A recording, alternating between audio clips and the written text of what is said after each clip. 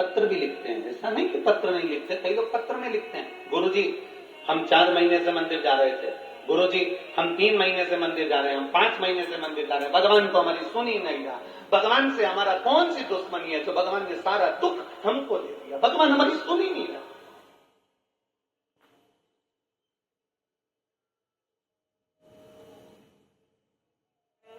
सबकी सुनता है, इतने सारे आपके पास में पत्र आते हैं, गुरुजी भगवान सबकी सुनता है, तो हमारी क्यों नहीं सुन रहा?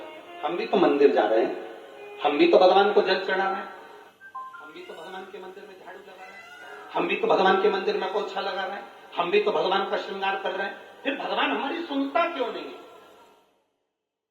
2 महीना 3 महीना 4 महीना जाते हो और मन में विचार रखते हो कि भगवान ऐसा कर देना कि बस मेरा काम हो जाए।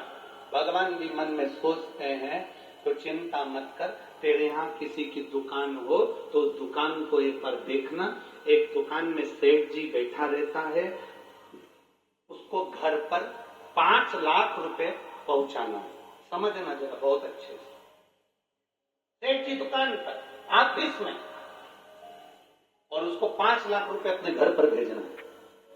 उसके यहां पर 15 नौकर काम कर रहे हैं,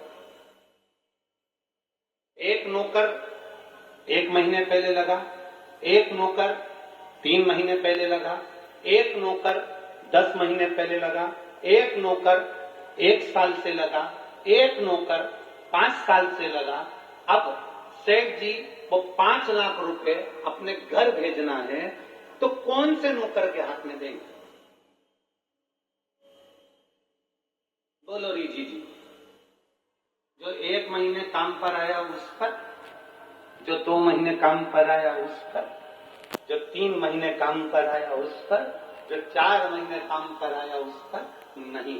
सेठ जी ने पुराने को बुलाया, इधर आओ, इधर आओ। हाँ सेठ जी, बेटा ये बैग घर पर रख के आना, हो संभाल के ले जाना, 5 लाख रुपए सावधानी से ले जाना। जी आप चिंता मत करो सेठ जी, आप बिल्कुल चिंता मत करो। सेठ जी ने 5 लाख का बैग दिया, और 5 लाख का बैग उस पुराने नौकर ने, जो 2 साल से 3 साल से 4 साल से लगातार सेवा में लगा हुआ था, वो 5 लाख का बैग सेठ जी ने उसके हाथ में पकड़ाया कि ये तुम देकर आना। बस उसी तरह वो भोलानाथ और अपन उसके चाकर हैं, वो भी हमारे हाथ में इतनी जल्दी नहीं दे देता है, वो देगा जब जब आपको पूर्ण तरह से परख लेगा।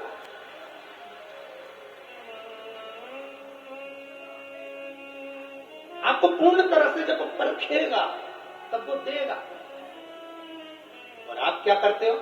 1 महीना मंदिर गए, 2 महीना मंदिर गए, भगवान से प्रार्थना कर लेते, भगवान हमको ये दे देना, भगवान हमको ये दे देना। तुम 1 महीना मंदिर जाके मन में सोचते हो कि जमीन में से कहीं गड़ा हुआ धन का हंडा निकल जाए, तो ऐसा कोई महाराज हो जो धन का हंडा निकाल के दे दे, तो हमको भी बता दे।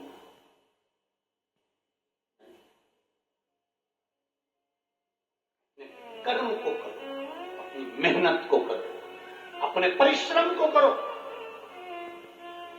और जितना जितना तुम कर्म करोगे, जितनी जितनी तुम मेहनत करोगे, जितना जितना तुम परिश्रम करोगे, और भगवान के प्रति जितना जितना तुम्हारी दृढ़ता, जितना जितना तुम्हारा विश्वास बढ़ता चले जाएगा, जितना विश्वास बढ़ेगा तुम उतने भगवान के नजदीक आते चले जाओगे। फिर तुम्हारा दुख तुम्हारा नहीं रहेगा, फिर तुम्हारा दुख बाबा देवादिदेव महादेव का खुद का हो जाएगा, क्योंकि तुम्हें दुखी नहीं है।